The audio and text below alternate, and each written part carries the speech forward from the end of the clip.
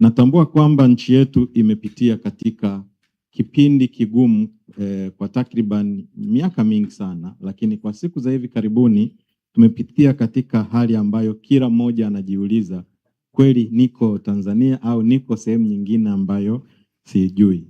Na tumefika hapo kwa sababu sio tumeshindwa kufanya kile ambacho tunatakiwa kukifanya au tunatarajiwa kukifanya, ni kwa sababu tumekuwa wazito wa kutoa maoni yetu katika kuboresha yale mambo ambayo tunahisi hayaendi sawa.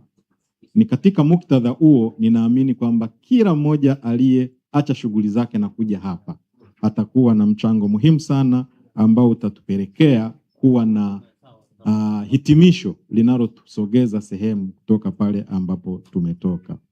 Ninaamini kila mmoja wetu atapata fursa ya kuzungumza na kutoa yale maoni ambayo kwa nafsi yake anayaona kwa kweli yanaendelea kuifanya Tanzania kuwa kisiwa cha amani na kama ambavyo wengi wetu wanatutambua.